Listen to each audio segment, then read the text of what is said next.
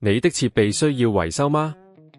我們提供免費診斷，我們上門取件和送件，無需致電或出行。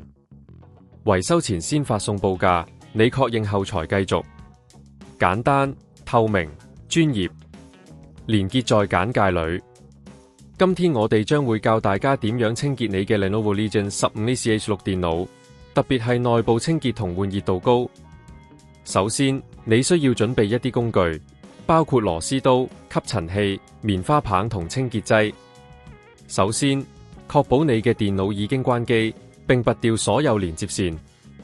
接住，翻轉電腦，使用螺絲刀拆開底部面板，小心翼翼地將螺絲放好，避免遺失。一旦底部面板拆開，你將會見到內部組件。用吸塵器輕輕清潔風扇同散熱片，避免灰塵積聚，影響散熱效果。記住，清理風扇時要小心，避免用力過大，以免損壞。使用棉花棒沾上清潔劑，輕輕擦拭其他部件，保持內部乾淨。當內部清潔完成後，接下來就係換熱度膏。先將舊的熱度膏清除，然後均勻地塗上新的熱度膏。這樣可以有效提高 CPU 和 GPU 的散熱效率，避免過熱問題。更換熱度膏後，記得再將底部面板裝回去，確保所有螺絲都緊固。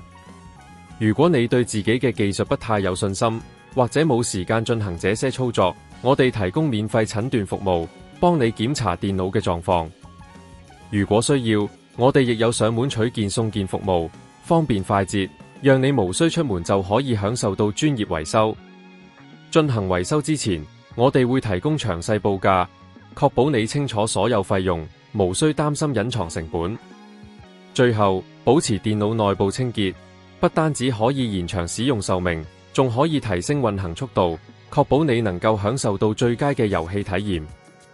希望你哋今日學到嘅方法可以幫助到你哋嘅 Lenovo Legion 15ECH6，保持它嘅最佳狀態。你的設備需要維修嗎？我們提供免費診斷，我們上門取件和送件，無需致電或出行。維修前先發送報價，你確認後才繼續。